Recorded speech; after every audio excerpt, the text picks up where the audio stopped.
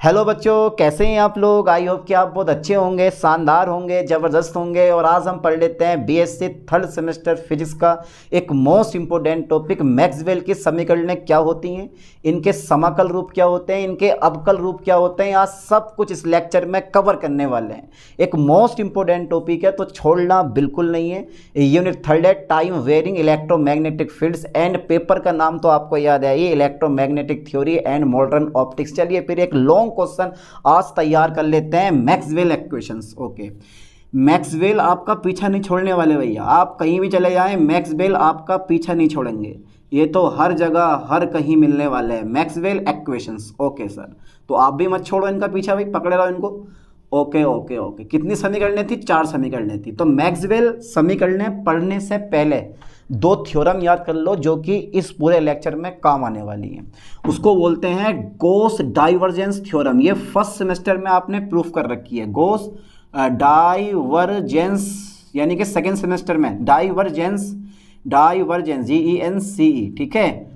Gauss divergence theorem सबसे पहले number पे क्या होती है वो चेक करो भाई। जो ये सरफेस इंटीग्रल होता है ना, यानी कि आप यहाँ पे ई vector dot D S vector कर सकते हो, तो इसको आप वॉल्यूम इंटीग्रल में चेंज कर सकते हो, वो भी डाइवर्जेंस की फॉर्म में, डाइवर्जेंस ई वेक्टर और इनटू डीवी, ठीक है। इसी प्रकार से आप चाहो तो इसको मैग्नेटिज्म यानी कि चुंबकत्व के रूप में भी लिख सकते हो। यहाँ पर आप बी वेक्टर चुंबकीय क्षेत्र लो और डी एस वेक्टर ऐसे लिख लो बराबर, ठीक है, वी, फिर डाइवर्जेंस बी वेक्टर और डॉट मेरे पास कितना आ जाएगा बेटा, डी भी आ जाएगा।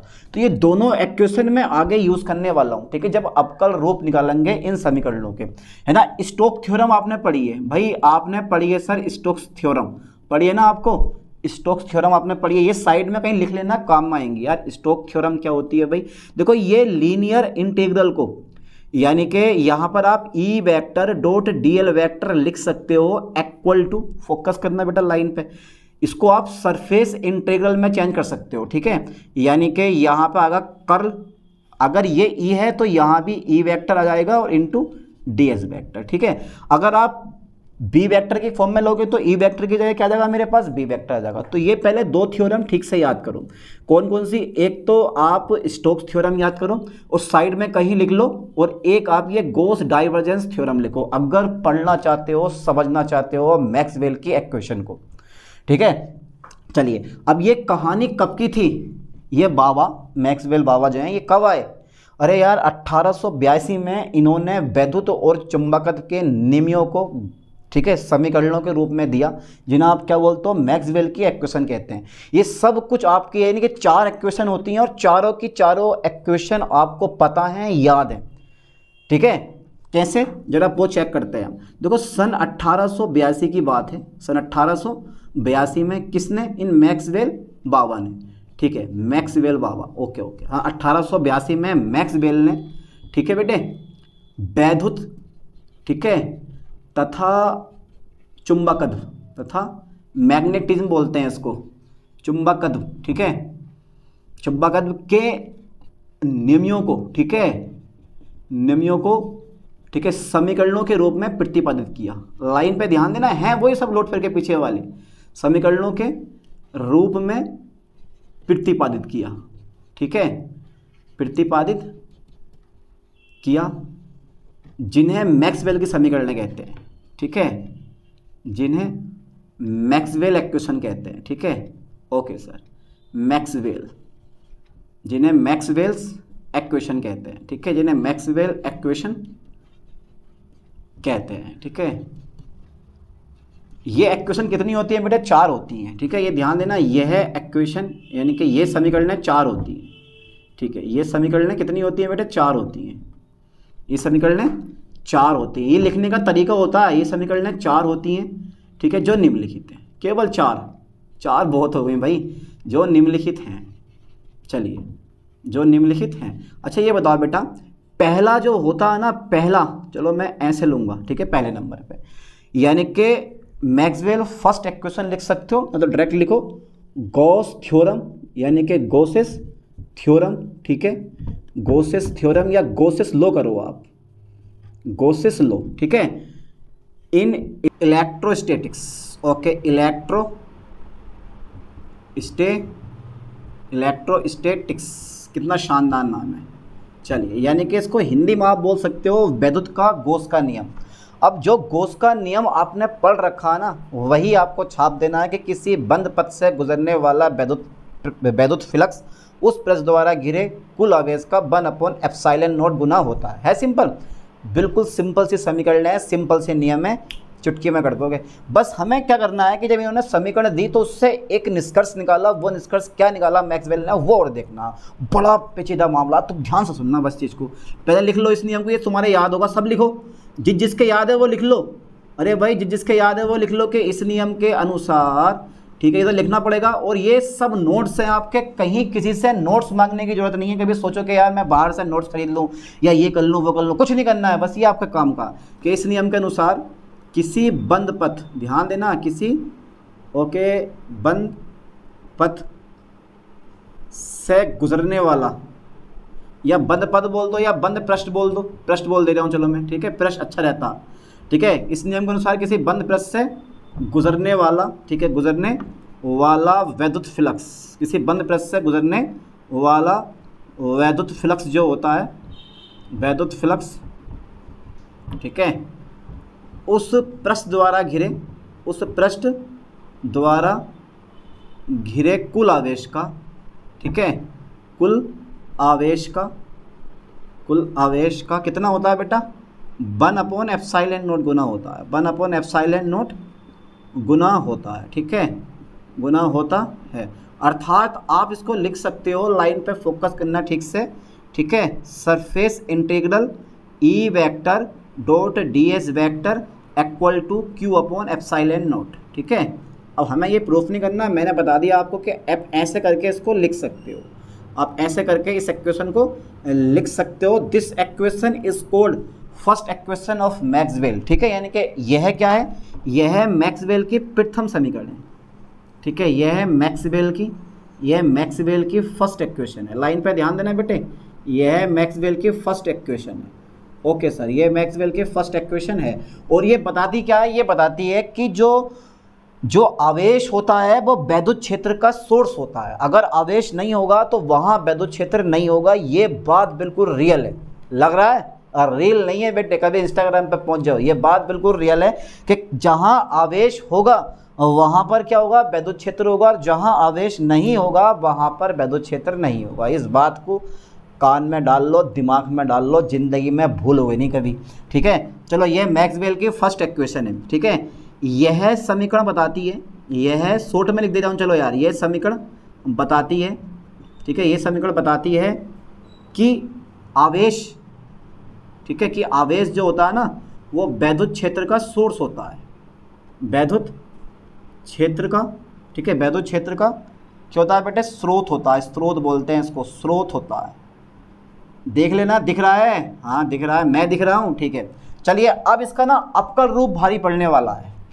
अवकल रूप ले डूबा आता नहीं है, अवकल रूप ले डूबा, इसीलिए एक लाइन है, अच्छी आंखों के पुजारी हैं मेरे शहर के लोग। ध्यान से सुनना, मज़ा आएगा। अच्छी आंखों के पुजारी हैं मेरे शहर के लोग, तू मेरे शहर आएगा तो छा जाएगा। पक्का? ओके ओके ओके, चलिए आगे बढ़ाता हूँ मैं इस चीज़ को। डाल दो जरा अवकल रूप, अवकल रूप डाल देते हैं भाई इस इक्वेशन का। ये अवकल रूप क्या होता है जिसके लिए सर आप इतनी मारामारी करने वाले हो, अवकल रूप, ठीक है। चलिए अवकल रूप निकालता हूँ। सबसे पहले ना आप ये क्वेश्चन लिख लो, देखो कितनी इजी है, कितनी इजी है, इसमें कर दूंगा मैं। S E vector, okay sir, dot D S vector, okay, equal to Q/ε0, यही है ना भाई, यही है, हाँ सर यही है, यही है। अब इसको फिर से अगेन में लिख सकता हूँ, ई वेक्टर दिख रहा ना आप लोगों को, हाँ मैं दिखाई दे रहा हूँ, ओके क्लियर बिल्कुल। तो इसको आप लिख सकते हो 1/ε0 वॉल्यूम इंटीग्रल, ध्यान देना बेटा, वॉल्यूम इंटीग्रल, ठीक है, volume integral rho into D, जहाँ रो जो है वो है आयतन आवेश घनत्व। Question number first. अब सोच रहे होगे यार सर ये कहाँ से आ गया, अबे कहाँ से क्या आ गया, ये रो बराबर कितना होता है, कि रो बराबर होता है Q/V, ठीक है, यानी कि आयतन आवेश घनत्व Q/V। तो भाग वाला गुणा में ले जाओ तो Q बराबर हो जाएगा तुम्हारे पास row into v, row into V. अब जैसे ही मैं क्या करता हूँ, वॉल्यूम इंटीग्रल करता हूँ, तो रो इंटू कितना जो है मेरे पास dv। तो जहाँ पर q है वहाँ मैंने ये पॉइंट लगा दिया, आप लिख लेना यहाँ पे, छोड़ो, ठीक है। q equal to volume integral rho into dv, जहाँ रो लिख लेना साइड में, आयतन अवेश घनत्व। ओके, अब गॉस डाइवर्जेंस प्रेमिस है, ठीक है, आपने पढ़ रखा है, फ्रॉम गॉस डाइवर्जेंस, ठीक है, from Gauss, okay okay okay okay, Gauss divergence, ठीक है, थ्योरम। चलिए, फ्रॉम गॉस डाइवर्जेंस थ्योरम क्या कहती है आपसे, कि मैं भी हूँ। हाँ मैं तो हूँ, अरे मैं तो हूँ भाई, जब मैं हूँ तो फिर आपको क्या गम है, ठीक है, मैं हूँ तो फिर मैं ही हूँ। तो बेटा ये होती है वॉल्यूम इंटीग्रल, ठीक है, मैंने शुरू में बता दिया आपको, divergence E vector into D V, ठीक है। इक्वेशन नंबर सेकंड, अब इक्वेशन फर्स्ट एंड सेकंड का क्या कर दोगे, इक्वेशन फर्स्ट एंड सेकंड का कंपेयरिंग कर दो, यानी कि तुलना कर दो। तुलना करने पर ये दोनों बराबर हैं, तो फिर ये दोनों भी आपस में कैसे हो जाएंगे सर, बराबर हो जाएंगे। वेरी गुड, बहुत बढ़िया। और ये आपने पिछले लेक्चर में पढ़ भी रखे हैं यूनिट फर्स्ट में, ठीक है, ये सब पढ़ रखा आपने, घबराओ मत। डाइवर्जेंस, ठीक है, E vector into D V equal to, बेटा यहाँ आ जाएगा 1/ε0, ठीक है, वॉल्यूम इंटीग्रल लो इंटू कितना जाएगा तुम्हारे पास डी बी। ये सब प्लस का बराबर क्या लेगा, काय में पहुंचेगा, माइनस में पहुंचेगा। तो यहाँ से मैं वॉल्यूम इंटीग्रल कॉमन लूंगा, डाइवर्जेंस ई वेक्टर में ऐसे लिखूंगा, ये प्लस वाला काय में आगा माइनस में, रो अपॉन एप्सिलॉन नोट में ऐसे लिखूंगा, डीबी में कांस्टेंट कॉमन ले लूंगा इक्वल टू 0। बट आपको पता है कि जो आयतन होता है वो कैसा होता है, स्वच्छ होता है, तो 0 मान लेंगे इसको। आयतन कैसा है बेटा, स्वच्छ है। लाइन पे ध्यान देना, जब आयतन स्वच्छ है तो मेरे पास क्या मिलेगा sir, divergence E vector minus के rho upon epsilon naught sir बराबर 0 मिल जाएगा। इसके बाद क्या मिलने वाला है, इसके बाद sir divergence E vector equal to rho upon epsilon naught मिलने वाला है। सर आप क्या करोगे, ये मेन पॉइंट है, यहाँ तक छोड़ दोगे कोई दिक्कत नहीं है, यही क्या इसका अवकल रूप है, यहाँ भी छोड़ दोगे, हमें कोई परेशानी नहीं है। लेकिन परेशानी पड़ने वाली है जो एग्जामिनर है उसके दिमाग में क्या चल रहा है, कहाँ तक वो चाहता है, पूरा करके आओ, छोड़ो मत। स्क्रीनशॉट ले लो, ले लिया, हटा दें, पक्का, ठीक है। चलो अब आगे देखते हैं, इस चीज़ को आगे बढ़ाते हैं, इस चीज़ को स्क्रीनशॉट लेते रहना भाई, ठीक है। ओके सर स्क्रीनशॉट ले लिया, हम भी खुश, आप भी खुश। ओके, अब क्या होगा, आपने पढ़ रखा है, ठीक है, ये तो वैद्युत क्षेत्र की तीव्रता ई वेक्टर है, लेकिन आपने पढ़ रखा है कि विस्थापन वेक्टर भी तो होता है, एक डिस्प्लेसमेंट वेक्टर, अरे 3 वेक्टर आपने पढ़ रखे हैं, एक विस्थापन वेक्टर भी होता है। सर होता तो है, पर होता क्या है, D vector equal to epsilon naught E vector, but E vector जो हो जाएगा हमारा अब वो equal to D vector upon epsilon naught हो जाएगा। और मैं क्या करने वाला हूँ, समीकरण बना सकते हो आप थर्ड, ठीक है बेटा, समीकरण आप थर्ड बना सकते हो, ठीक है, फ्रॉम इक्वेशन थर्ड, ठीक है, फ्रॉम इक्वेशन थर्ड, ठीक है। अब क्या करोगे आप, जहाँ ई वेक्टर है, जहाँ पर ई वेक्टर है वहाँ पर मैं D vector upon epsilon naught लगा दूंगा, उसके बाद रो अपॉन एप्सिलॉन नोट आ जाएगा, फिर एप्सिलॉन नोट से एप्सिलॉन नोट कट जाएगा, तो मेरे पास divergence D vector equal to rho बचेगा। रो क्या है, आयतन आवेश घनत्व। चलिए अब डाइवर्जेंस या तो इसको आप ऐसे लिख लो या फिर या करके लिख लो, या करके भी आप लिख सकते हो, ठीक है। डाइवर्जेंस को शो करते हैं डॉट लगा के, यानी कि divergence of D vector equal to rho, divergence of D vector equal to rho, ये ध्यान देना। ओके, इसको क्या पढ़ेंगे हम, डाइवर्जेंस ऑफ डी वेक्टर, और ये आ गया मेरे पास divergence dot D vector equal to rho आ गया, है ना। ये इन चीज़ों को पढ़ा जाता है। ओके हो गया कंप्लीट ना, ठीक है। और ये क्या तुम्हारे पास, ये है फर्स्ट इक्वेशन का, ये है फर्स्ट इक्वेशन का अवकल रूप है, अवकल रूप है, ठीक है। चलिए आप सेकंड इक्वेशन देख लें, अरे बड़ी इजी है, सेकंड तो बिल्कुल ही इजी है, यानी कि दूसरी जो इक्वेशन है वो भी गॉस लॉ है, वो भी क्या है बेटे, वो भी गॉसेस लॉ है, ठीक है। लाइन पे ध्यान देना, गॉसेस लॉ इन मैग्नेटोस्टैटिक्स, या आप बोल सकते हो मैग्नेटिज्म, ठीक है, ऐसे लिख दो।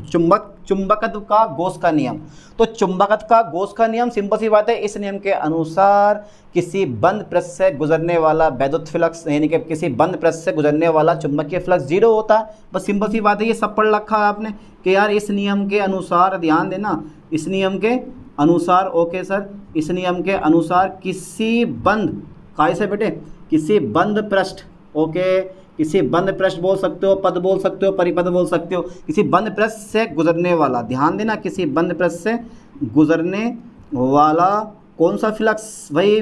चुंबकीय फ्लक्स। किसी बंद पृष्ठ से गुजरने वाला चुंबकीय फ्लक्स कितना होता है बेटा, जल्दी बताओ। चुंबकीय फ्लक्स होता है सर, बहुत बढ़िया होता है, बहुत शानदार होता है, बहुत ज़बरदस्त होता है। कितना होता है? शून्य होता है। ये लाइन पे ध्यान देना। अर्थात आप लिख सकते हो, ठीक है, surface integral V vector dot D S vector equal to 0। ठीक है, अब ये इक्वेशन आपको क्या बताना चाह रही है? ये इक्वेशन जो है मैक्सवेल की सेकंड इक्वेशन है। ये कहती है कि प्राकृतिक में अगर कोई स्वतंत्र ध्रुव है, चाहे वो नॉर्थ हो या साउथ हो, उसकी कोई वैल्यू नहीं है, उसका कोई अस्तित्व नहीं है। बात भी बिल्कुल सही है। अगर भाई चुंबक में केवल आप नॉर्थ नॉर्थ रहने दोगे तो ये किसी काम का नहीं है। अगर चुंबक में आप साउथ साउथ रहने दोगे तो ये किसी काम का नहीं है, किसी भी काम का नहीं है। जब दोनों मिलेंगे नॉर्थ और साउथ, तब जाकर चुंबक बनती है, तो काम करते हैं। ये ध्यान देना। तो प्राकृतिक में स्वतंत्र आवेश का कोई अस्तित्व नहीं होता। ये क्या तुम्हारे पास? ये है मैक्सवेल की, आप लिख सकते हो ये है, ठीक है, ये है मैक्सवेल की। चलो हिंदी में लिखते हैं, मैंने कोई दिक्कत नहीं। ये मैक्सवेल की, ठीक है, सेकंड इक्वेशन है।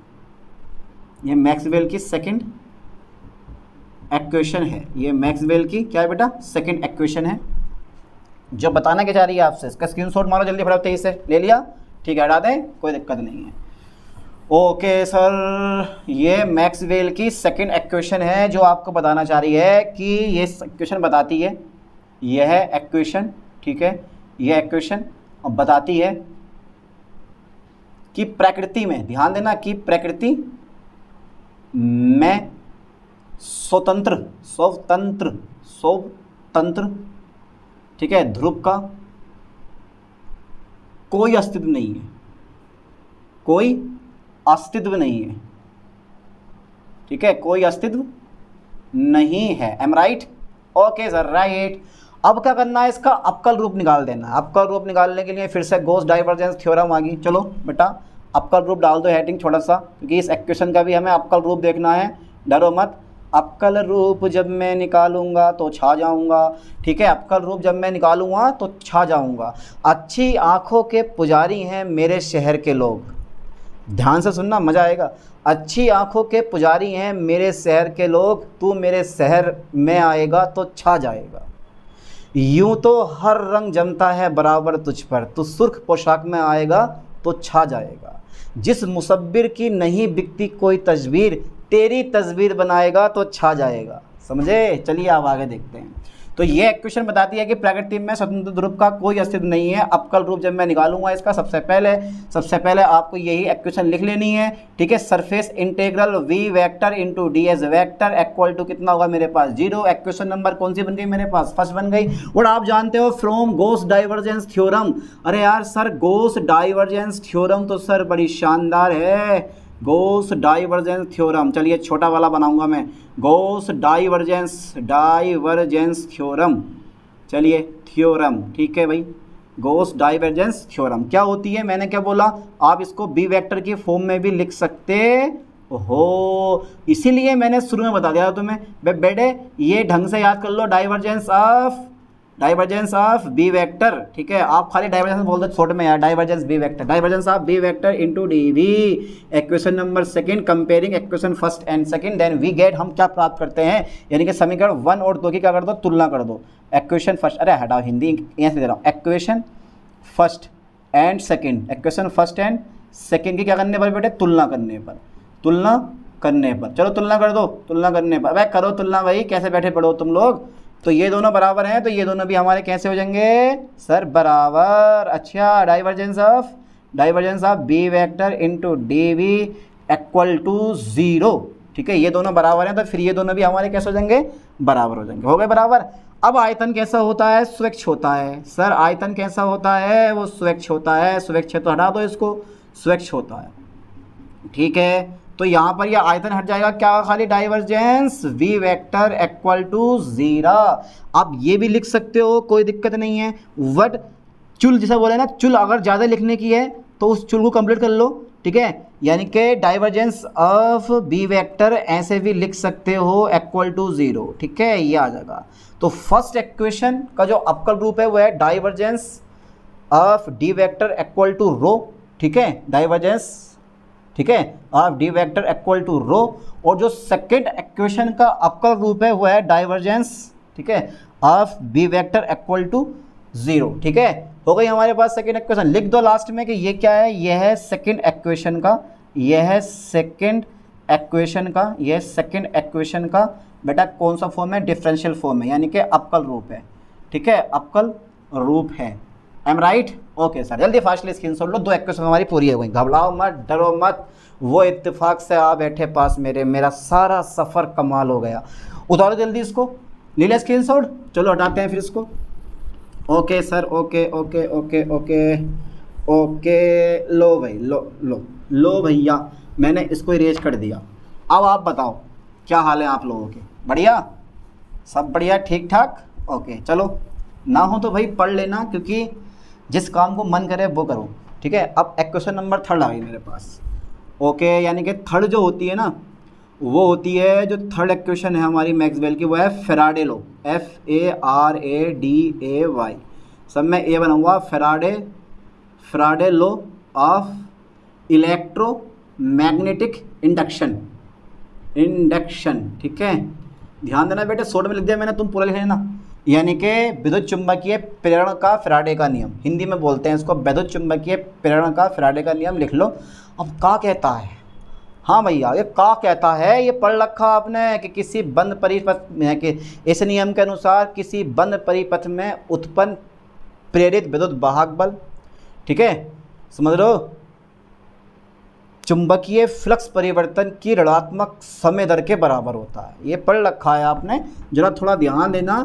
E इक्वल टू, ठीक है, लीनियर इंटीग्रल, ठीक है, E vector into DL vector, focus करें लाइन पर, इक्वल टू बेटा कितना आता है हमारा, ये कितना आता है हमारा, माइनस के d∅e अपॉन dt, और यहाँ पे E की जगह ना B लगाओ, ये होता है। ठीक है, ये क्या है तुम्हारे पास, फैराडेस फर्स्ट लॉ हो गया हमारा, है ना। ओके, E क्या है, प्रेरित विद्युत वाहक बल। E क्या है, प्रेरित विद्युत वाहक बल। ये अभी पिछले लेक्चर में मैंने करवाया भी था, और घबराओ मत, डरो मत, कि भाई इस नियम के अनुसार किसी बंद परिपथ में उत्पन्न प्रेरित विद्युत वाहक बल चुंबकीय फ्लक्स परिवर्तन की ऋणात्मक दर के बराबर होता है। लिख दो पहले इस लाइन को कि यार इस नियम के अनुसार, ठीक है बेटा, इस नियम के अनुसार, ठीक है, वेरी गुड, इस नियम के अनुसार, ओके सर, इस नियम के अनुसार किसी बंद परिपथ, फोकस करना ठीक से, किसी बंद परिपथ, कुंडली बोल सकते हो आप, कोई दिक्कत नहीं है, किसी बंद परिपथ में उत्पन्न, ठीक है, किसी बंद परिपथ में उत्पन्न चुंबकीय फ्लक्स, वो किसी बंद परिपथ में उत्पन्न प्रेरित विद्युत वाहक बल, प्रेरित विद्युत वाहक बल लिख दो या विद्युत वाहक बल लिख दो, कोई दिक्कत नहीं है, प्रेरित विद्युत वाहक बल, ठीक है, चुंबकीय फ्लक्स, यानी कि उस कुंडली में आप लिख सकते हो प्रेरित विद्युत वाहक बल चुंबकीय फ्लक्स परिवर्तन की, चुंबकीय फ्लक्स परिवर्तन की ऋणात्मक समय दर के, कैसे होता है, ऋणात्मक समय दर के बराबर होता है। ये थोड़ी हिंदी में लिखने में दिक्कत होती है, बराबर होता है, अर्थात हमारा क्या आ जाएगा भाई, ये आ जाएगा कि इस नियम के अनुसार किसी बंद परिपथ में उत्पन्न प्रेरित विद्युत वाहक बल चुंबकीय फ्लक्स परिवर्तन की ऋणात्मक समय दर के बराबर होता है, अर्थात हमारा ये आ गया। ठीक है, अर्थात चाहो तो ऊपर लिख लो, बनना ऐसे रहने दो, है ना। अब ये इक्वेशन क्या है तुम्हारे पास, ये क्या चीज़ है बेटा, यह है मैक्सवेल की, आप लिख सकते हो, यह है मैक्सवेल की, ठीक है, यह है मैक्सवेल की तृतीय समीकरण है, यानी कि थर्ड इक्वेशन है, ये मैक्सवेल की थर्ड इक्वेशन है, ठीक है, इक्वेशन है, ठीक है। अब ये मैक्सवेल की थर्ड इक्वेशन है, ये कहना क्या चाहती है आपसे, यही तो मैक्सवेल ने बताया था, बोले भाई नियम देने से कोई फायदा नहीं है, इसको एक्सप्लेन तो करो। ये जो आपकी इक्वेशन है, यानी कि आपने नियम दिया है, स्टेटमेंट दिया, कोई तो वजह होगी इसका स्टेटमेंट देने का, तो वो कहते हैं कि जहाँ चुंबकीय क्षेत्र, यानी कि चुंबकीय क्षेत्र जो होगा से विद्युत क्षेत्र उत्पन्न होता है, ध्यान देना, यानी कि परिवर्ती चुंबकीय क्षेत्र से जब चुंबकीय क्षेत्र के मान में चेंज होता है तो वहाँ क्या होता है, विद्युत क्षेत्र उत्पन्न होता है ना, यानी कि परिवर्ती चुंबकीय क्षेत्र विद्युत क्षेत्र उत्पन्न करता है। ठीक है, समझ लो चीज़ को, यानी कि ये मैक्सवेल की थर्ड इक्वेशन है जो बताती है कि परिवर्ती, लाइन पे ध्यान देना, परिवर्ती चुंबकीय क्षेत्र, परिवर्ती चुंबकीय क्षेत्र, ओके सर, परिवर्ती चुंबकीय क्षेत्र, ठीक है, वैद्युत क्षेत्र उत्पन्न करता है, वैद्युत क्षेत्र उत्पन्न करता है, उत्पन्न करता है, बस ये बताता। अच्छा ठीक है भाई, इसका अवकल रूप क्या है, ये तो हम समझ गए सर, ये तो बहुत छोटी चीज़ है, ये तो हमने इंटर में भी पढ़ी है, लेकिन सर बीएससी वाला बताओ ना, बीएससी वाला क्या है? अरे है, अब शुरू होती है कहानी, लाइन पे ध्यान देना।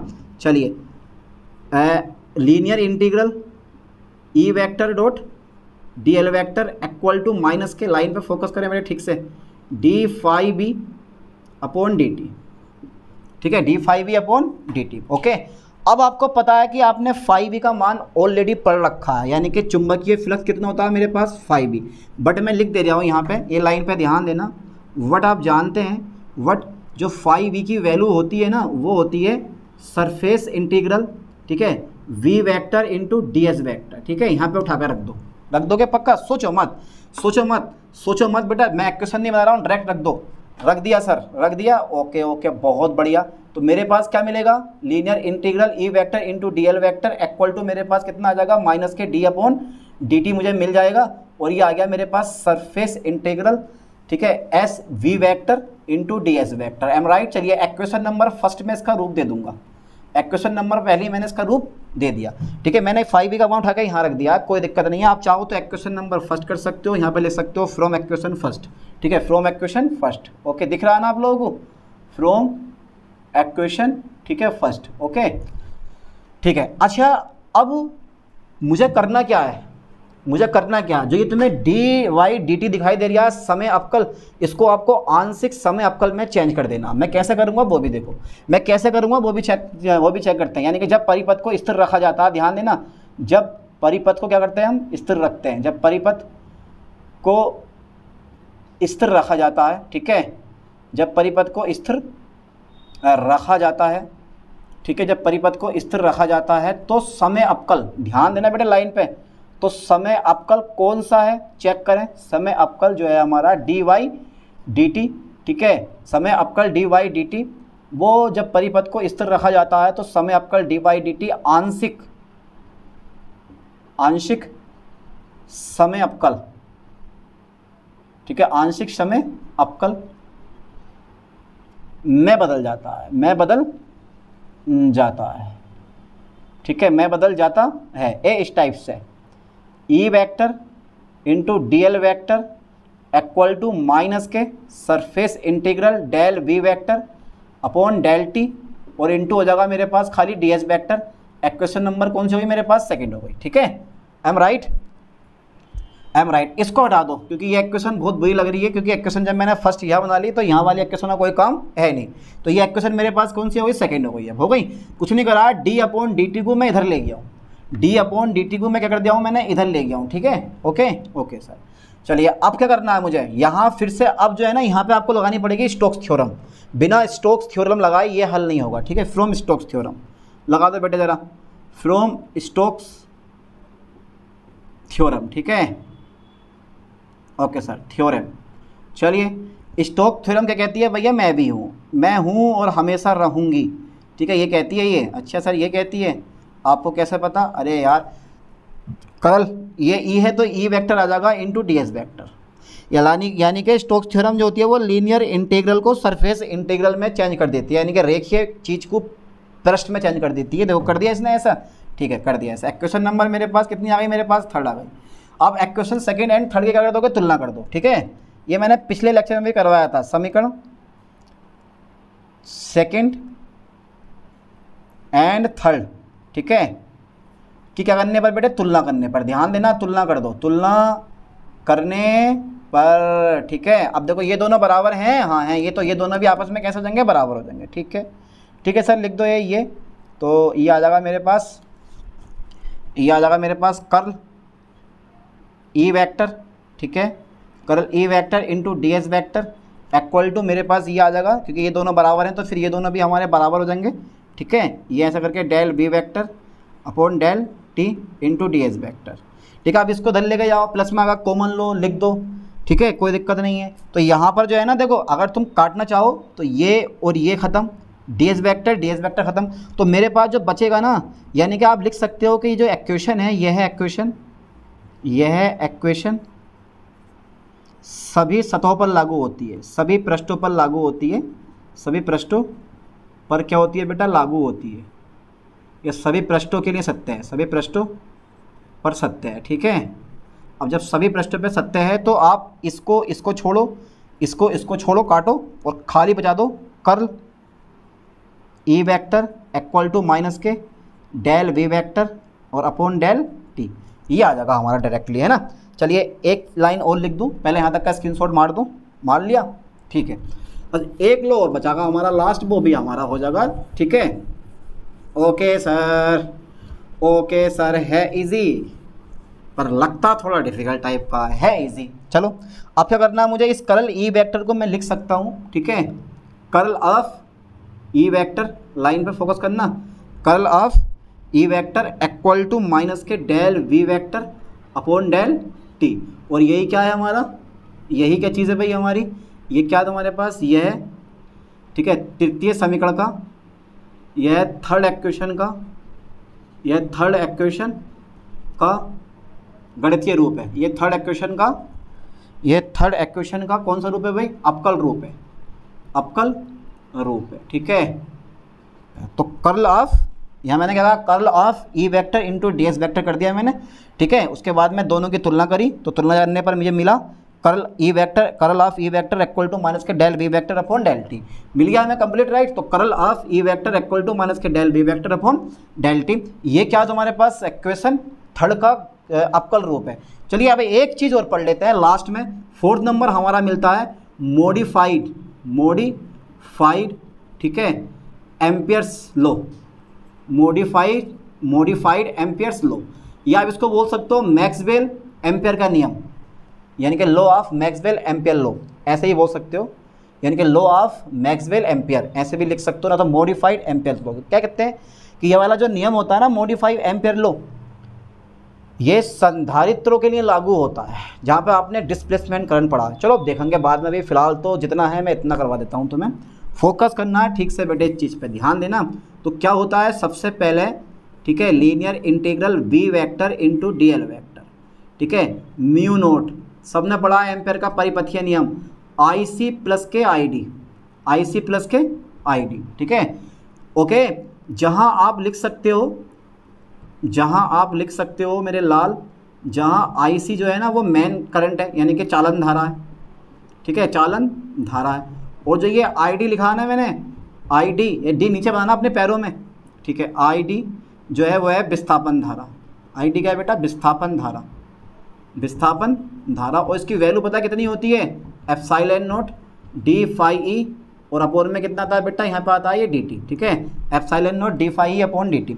चलिए मैं इसी चीज़ को थोड़ा सा और मॉडिफाई कर दूँ, ऐसा कर दूँ, B vector dot D L vector equal to mu naught I C कर दे रहा हूँ मैं ऐसी, प्लस के जहाँ आई डी है वहाँ दे रहा हूँ epsilon naught D phi E, ठीक है, और अपोन में कितना जाएगा तुम्हारे पास डी टी, ठीक है। और यही मेरे पास क्या है, मैक्सवेल की तृतीय समीकरण, ठीक है। आप चाहो तो डायरेक्ट भी लिख सकते हो, इतना ना लिख के, लेकिन मैंने जो है स्टेटमेंट मुझे देना है, तो स्टेटमेंट के चक्कर में मैंने ये लिखा है, यानी कि इस नियम के अनुसार चुंबकीय क्षेत्र का रेखीय समाकल जो होता है, ठीक है, चुंबकीय, यानी कि इस नियम के अनुसार, ठीक है, इस नियम के अनुसार किसी बंद परिपथ की सीमा के अनुदित चुंबकीय क्षेत्र का रेखीय समाकल उस पथ द्वारा घिरी चालन धारा तथा विस्थापन धारा के योग का म्यू नोट गुना होता है, ठीक है। मैं लिख दे रहा हूँ स्टेटमेंट के इस नियम के अनुसार, ठीक है, लाइन पे फोकस करना कि यार इस नियम के अनुसार, वेरी गुड सर, कि सर इस नियम के अनुसार, हाँ यार क्या होने वाला, इस नियम के अनुसार किसी बंद परिपथ की सीमा के अनुदिश, फोकस करना ठीक से, किसी बंद परिपथ की सीमा के अनुदिश, किसी बंद परिपथ की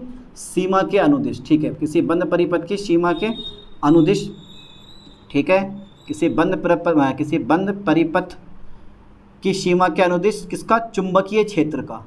लाइन पे फोकस करें बेटे, चुंबकीय, सब पढ़ रखा है आपने पीछे, चुंबकीय क्षेत्र का, ठीक है, कौन सा समाकल, चुंबकीय क्षेत्र का रेखीय समाकल, या रेखीय समाकलन लिख दो पूरा, कोई दिक्कत नहीं है, रेखीय समाकल, ठीक है, उस पथ द्वारा, यानी कि उस परिपथ द्वारा घिरी, उस परिपथ द्वारा घिरी चालन धारा, ठीक है, चालन धारा तथा विस्थापन धारा, तथा विस्थापन धारा, विस्थापन धारा के योग का क्या होता है बेटे, म्यू नोट गुना होता है, म्यू नोट गुना होता है, ठीक है, होता है, अर्थात आप लिख सकते हो, ठीक है, यह वाला, ठीक है, यानी कि चुंबकीय क्षेत्र का रेखीय समाकल उस परिपथ द्वारा घिरी, ठीक है, चालन धारा का विस्थापन धारा के योग का कितना होता है, म्यू नोट गुना होता है। और जो ये आईडी होता है ना, ID, IC plus ID, ID की वैल्यू होती है epsilon naught D phi E upon D T, मैंने यहाँ लगा दिया इतना। अब ये इक्वेशन क्या है, यह है मैक्सवेल की फोर्थ इक्वेशन है, यह है किसकी बेटे, मैक्सवेल बाबा की, यह मैक्सवेल की फोर्थ इक्वेशन है, ठीक है, फोर्थ इक्वेशन है, इक्वेशन है, ये मैक्सवेल की फोर्थ इक्वेशन है। चलो आगे बढ़ाते हैं कहानी को, थोड़ा सा हम और चेंज करते हुए चलते हैं आगे को। हटा दें इसको, स्क्रीनशॉट ले लिया होगा आप लोगों ने, वेरी गुड, बहुत बढ़िया, स्क्रीनशॉट लेते रहो भाई, काम में आएगा आपके। Okay sir, okay okay okay okay okay, ठीक है। तो ये मैक्सवेल बाबा की फोर्थ इक्वेशन है जो ये बताती है कि परिवर्ती वैद्युत क्षेत्र जो है वो चुंबकीय क्षेत्र उत्पन्न करता है। पिछली इक्वेशन ठीक अपोजिट बता रही थी कि परिवर्ती चुंबकीय क्षेत्र वैद्युत क्षेत्र उत्पन्न करता है, और ये बता रही है कि परिवर्ती वैद्युत क्षेत्र जो है वो चुंबकीय क्षेत्र उत्पन्न करता है, ठीक है। लाइन पे ध्यान देना, यही तो समझाया इन्होंने कि यह समीकरण बताती है, यह समीकरण बताती है, ठीक है, यह समीकरण बताती है कि, ठीक है, परिवर्ती, ओके ओके ओके, परिवर्ती चुंबकीय, परिवर्ती वैद्युत क्षेत्र, परिवर्ती वैद्युत क्षेत्र, परिवर्ती वैद्युत क्षेत्र जो होता है वो चुंबकीय क्षेत्र उत्पन्न करता है, ठीक है, चुंबकीय क्षेत्र क्या करता है बेटा, उत्पन्न करता है। लाइन पे ध्यान देना, उत्पन्न करता है, ठीक है, राइट, ओके सर, राइट। यह समीकरण बताती है कि परिवर्ती वैद्युत क्षेत्र चुंबकीय क्षेत्र उत्पन्न करता है। चलिए अवकल रूप देख लेते हैं इसका, और यही थोड़ा सा डिफिकल्ट सा लगता है आप लोगों को, अवकल रूप इसका। ओके सर, वैसे है बड़ा इजी। अवकल रूप पढ़ लें, बोलो पढ़ लो।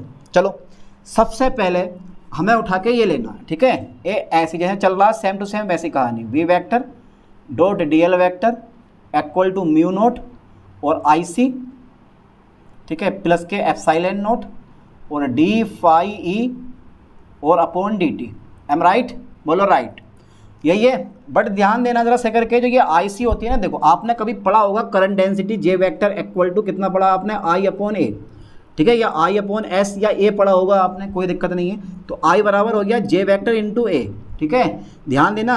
अब अगर मैं यहाँ डी लगा दूंगा तो यहाँ पे मेरे पास क्या जाएगा, सरफेस इंटीग्रल, तो J vector into D A vector, यानी कि ए की जगह मैं एस लेता हूँ तो मैं यहाँ भी क्या करूँगा, एस लूँगा। और आपने एक चीज़ और पढ़ा, चलो मैं इस चीज़ को लिख दे जाऊँ, बट आप जानते हो कि जो मेरे पास चालन धारा होती है, इसको मैं इक्वेशन नंबर फर्स्ट कर लूँगा। जो मेरे पास चालन धारा होती है आई सी, उसको मैं लिख सकता हूँ सरफेस इंटीग्रल, ठीक है, J vector into D S vector, इसको मैं कुछ इस टाइप से लिख सकता हूँ। और मेरे दोस्तों आई डी जो है ना, आई डी और जो फाई ई है, क्योंकि इसका फॉर्मूला आपको पता होना चाहिए, सरफेस इंटीग्रल एस, और आपने फाई की वैल्यू पढ़ रखी है E vector into D S vector, पढ़ा है, ठीक है। अब ये चालन धारा और वैद्युत, जिसको क्या बोलते हैं वैद्युत फ्लक्स, ये तो हमारा वैद्युत फ्लक्स है, तो चालन धारा और वैद्युत फ्लक्स का फॉर्मूला ये आ गया। आई सी को आप J vector into D S vector में लिख सकते हो, क्योंकि जे वेक्टर क्या तुम्हारे पास करंट डेंसिटी होता है, और फाई को आप इस तरह से लिख सकते हो, है ना। ये क्या है हमारे पास, वैद्युत फ्लक्स है। अब क्या करेंगे, आई सी की जगह आई सी का मान लगा देंगे और फाई की जगह फाई का मान लगा देंगे। घबराओ मत, मैं आपके साथ हूँ यार, डर क्यों नहीं हो। चलिए समीकरण 1 से, from equation first, okay sir, from equation first लगाओ बेटा जरा मान, ये ऐसे चलेगा हमारा, कोई दिक्कत नहीं है। B vector dot D L vector equal to mu naught, ऐसे रखा है मैंने, आई सी की जगह लगा दो, आई सी की जगह मैं ये लगा रहा हूँ, ठीक है, सरफेस इंटीग्रल बड़ा कोष्ठक लो, क्योंकि यहाँ पे जो है J vector dot D S vector, M right, plus के फिर से डी अपॉन एप्सिलॉन नोट बाहर लो, या जगह D upon D T, phi का मान लगाओ, ठीक है, E vector into D S vector, ठीक है। चलिए ये करने के बाद, और ये मैंने बड़ा कोष्ठक यहाँ पे लगा दिया। अब देखो मुझे क्या क्या कॉमन मिलेगा भाई, मुझे मिल गया म्यू नोट, ठीक है, ये म्यू नोट में ऐसे लिखूँगा सरफेस इंटीग्रल, ठीक है, ये अंदर रह जाएगा जे वेक्टर, ठीक है, फिर एप्सिलॉन नोट, ठीक है, डी अपॉन डी टी, और ये रह जाएगा मेरे पास खाली ई वेक्टर, और इनटू आ जाएगा मेरे पास बाहर डी एस वेक्टर, ठीक है। इक्वेशन नंबर मेरे पास कौन सी हो गई, सेकंड हो गई। ठीक है, ये आ गया मेरे पास। मैंने क्या काम करा, डी एस वेक्टर बाहर कॉमन लिया, ठीक है, J vector plus epsilon naught D E vector upon D T मेरे पास ये ऐसे का ऐसे रह गया कंप्लीट, राइट। ओके ओके, समझ में आया। ठीक है, अब मुझे क्या करना है भाई, इसको भी लिख लो ऐसे ही, क्योंकि एक क्वेश्चन बना दिया मैंने, B vector dot D L vector. Equation number second बन गई। अब आपने पढ़ा Stokes theorem, from Stokes theorem, ठीक है।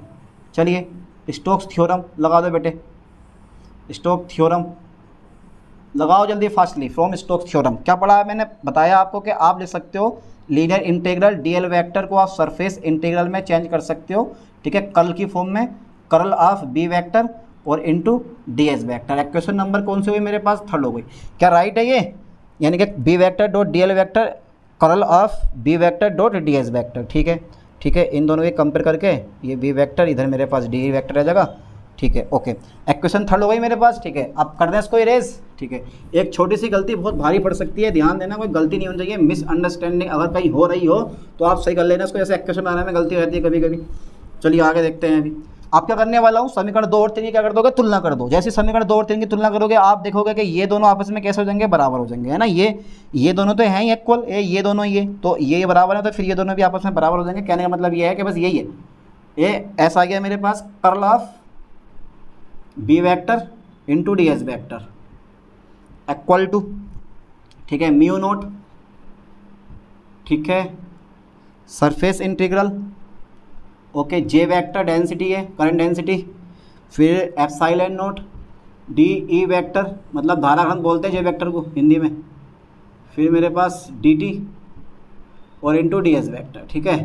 अब मुझे क्या करना पड़ेगा, लाइन पे फोकस करना है, ठीक है बेटा, लाइन पे फोकस करना है। देखो D S vector linear integral और सरफेस इंटीग्रल, तो बचा क्या मेरे पास, curl B vector equal to, ठीक है, क्या बचा मेरे पास, कर्ल बी वेक्टर, आप लिख सकते हो directly, curl B vector equal to mu naught, ठीक है, जे वेक्टर प्लस के epsilon naught D E vector, और अपोन में कितना जाएगा बेटे मेरे पास, डी टी आ जाएगा। और कर्ल बी वेक्टर को आप लिख सकते हो curl of B vector mu naught J vector plus के epsilon naught D E vector upon कितना बेटा मेरे पास, डी टी, ठीक है। तो ये क्या तुम्हारे पास, curl of B vector mu naught, ठीक है, J vector plus epsilon naught D E vector upon D T, ये क्या तुम्हारे पास, यह फोर्थ इक्वेशन का, ठीक है, अवकल रूप है, ये फोर्थ इक्वेशन का अवकल रूप है। लो, इस तरह से मैंने चारों के चारों नियम किसके, मैक्सवेल की चारों समीकरण और उसके अवकल रूप प्रूफ कर दिए। अब आप ठीक से समझ के इन इक्वेशन को अपनी नोटबुक में नोट करो और लिख के याद करो, क्योंकि कोई भी चीज़ एक बार में आसानी से याद नहीं होती है, ठीक है। प्रैक्टिस मैक्स से मैन परफेक्ट, जितनी प्रैक्टिस करोगे इतना आपको बेनिफिट मिलेगा, इतना आपको याद होगा। तो बार बार रिपीट करते रहो, जैसे आज आपने ये टॉपिक रिपीट करा, फिर 3, 4, 5 दिन बाद इसी टॉपिक को दोबारा देख लिया, फिर 10 दिन बाद देख लिया, तो कभी इस टॉपिक को भूलोगे नहीं, क्योंकि एक बार में इतनी आसानी से याद होता नहीं है। चलिए मिलते हैं नेक्स्ट वीडियो में नेक्स्ट लेक्चर के साथ। थैंक्स।